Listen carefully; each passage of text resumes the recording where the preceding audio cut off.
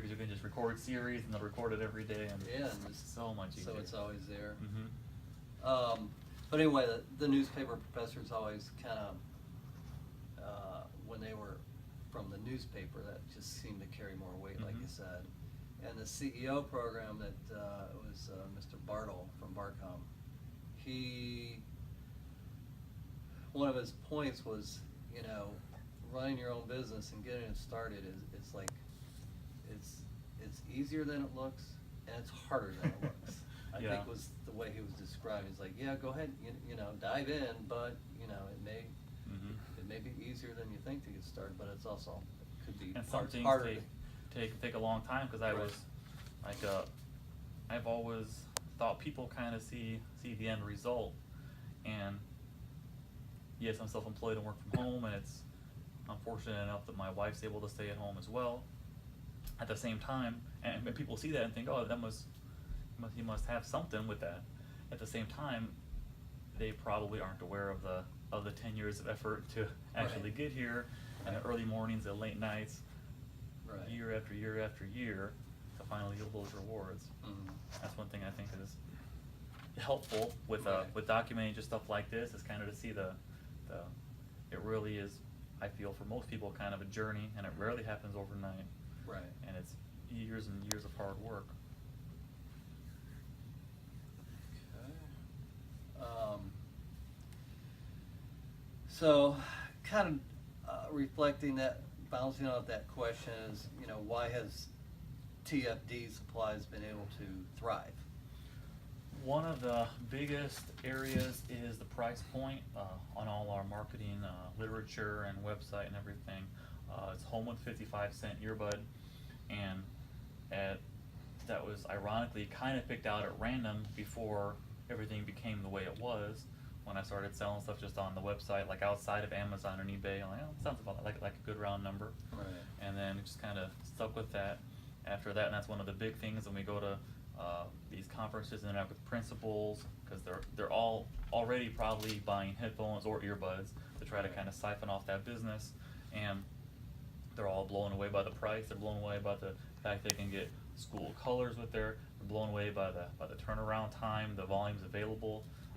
Like if someone says, I need 30,000 earbuds tomorrow, I can do that. Right. And that's something that not that many places can offer. And I think that definitely helps. Yeah, the pricing, the selection, pricing and selection, I'd say, are the two main things. Right.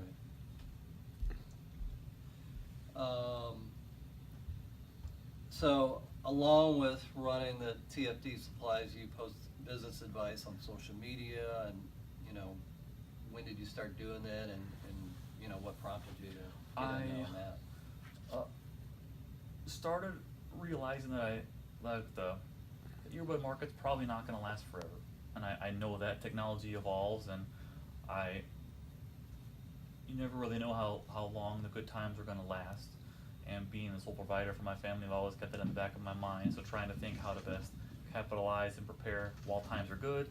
And then I started thinking, well, maybe if I start pushing some sort of personal brand, that could, in time, just like everything else, years of hard work, in time, yield some sort of reward in terms of speaking or whatever the case may be.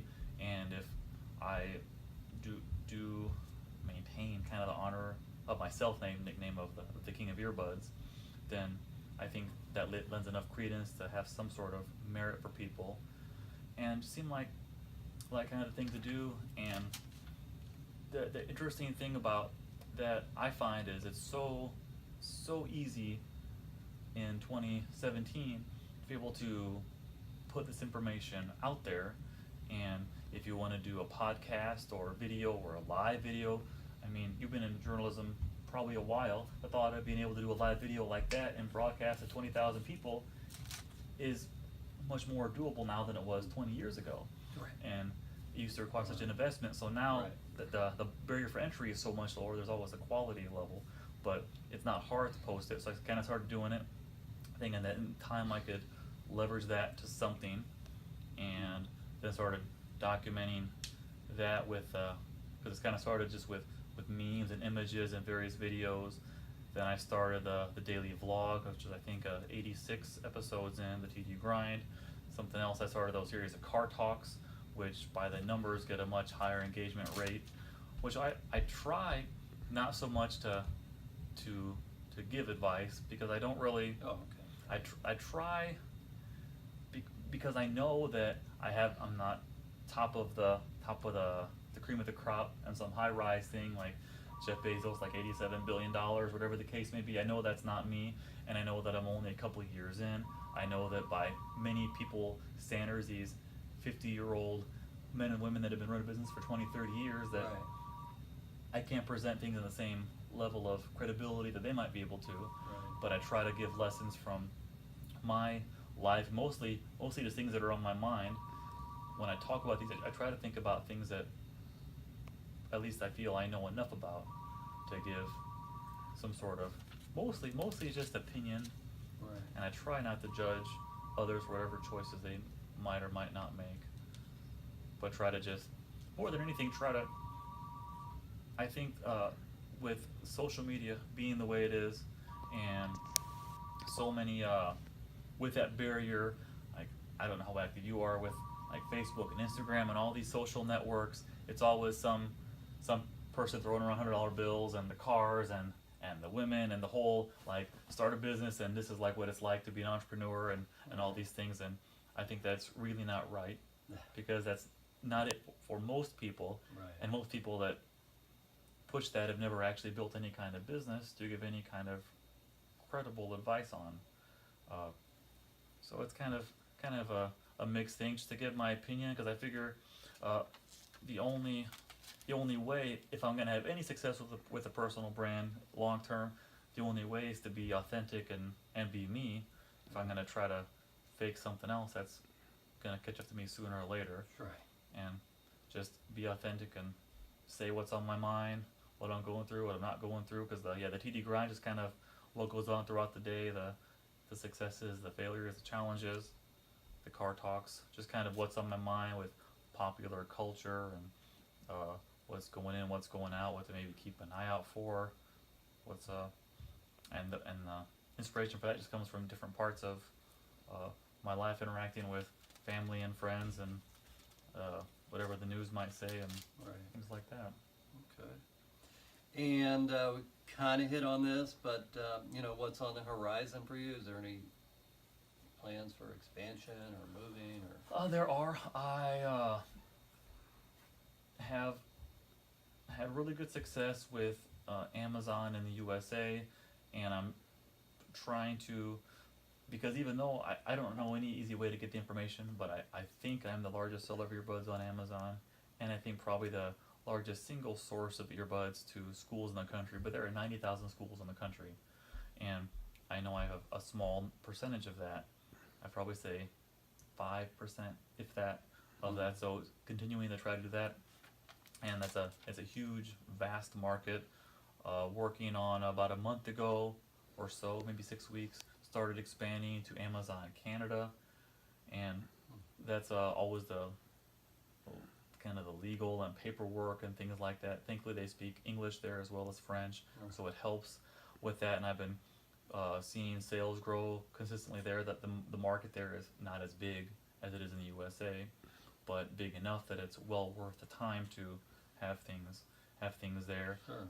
I have plans probably next year to expand into the European Amazon marketplace, probably like early mid next year. And that's harder because there's even more legal requirements, and not that many things in Europe are listed in English, so there's always a language barrier and all these things, and you don't want to get in some foreign legal loophole by accident or end up owing a whole bunch of tax or on something that you didn't even expect to have to pay. Right. So that's kind of phasing that out, but I was pushing Europe harder, then I kind of phased myself back a little bit to push that out, because when I try to use my intuition and data to try to figure out where to best get the biggest return for money, I guess as any business would. Sure. And I think right now with the system in place and the stock levels and the process is already very ironed out to get mass earbuds distributed in this country, and it's a whole different system of barriers to get that system in place in foreign countries, and each country has their own system. So I think it's better spent right now maximizing and trying to capture all the schools in the different USA markets, because those are already so under tapped by my business. But the Canada is good, and that's growing. Europe probably next year, but for right now, trying to conquer the schools, because that's plenty of a market to build a business off of. The technology you mentioned changing with, like a wireless.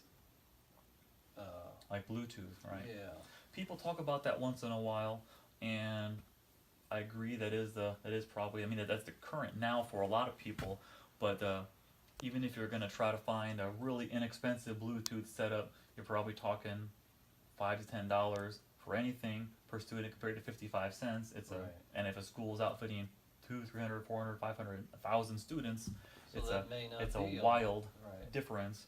And I have thought about that, and people ask me that all the time, thinking about Bluetooth, and I do think about it, but I think I have several years of this before that catches up to the price of that, because schools are. We have seen technology, VCR used to be blank, and then it went Mhm. down to blank, and phones used to cost us. The evolution, and I'm it sure over always seems to time get lower price. the price will probably get lower and push down, but I think it's going to be a while till it becomes close enough that someone outfitting hundreds of students would make sense to make that jump, because you're going to pay 2 or 3 times for the exact same result. There's not really any upside to it unless Right. and that's why I think cost is a big piece of it, because it's schools rarely have an abundance of money.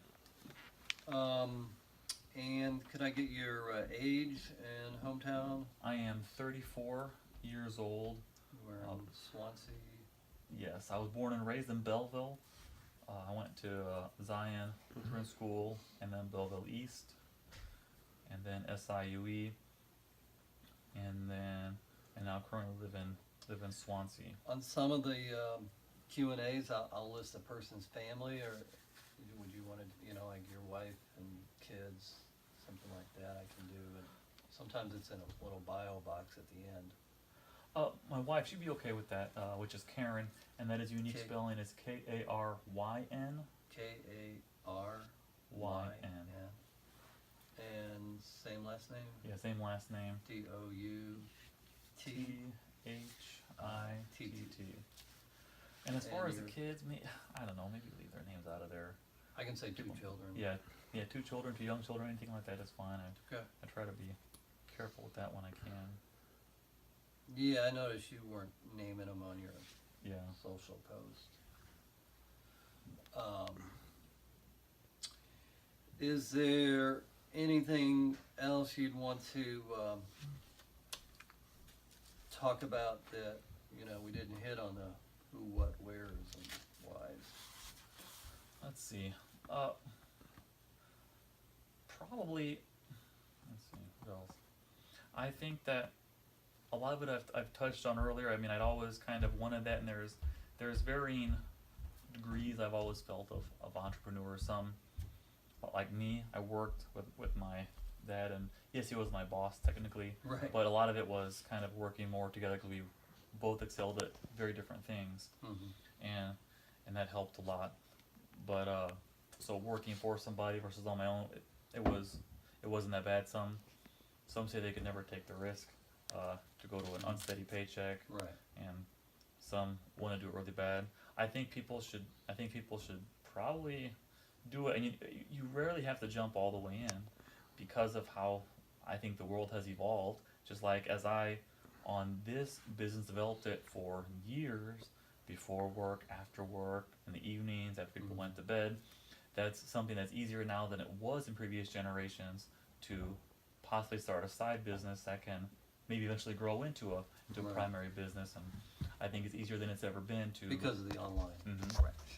Easier to go down that route. Yep. If to maybe instead of jumping all the way in to try it out and see how it feels, if it's something that works well or something that you don't like, or Right.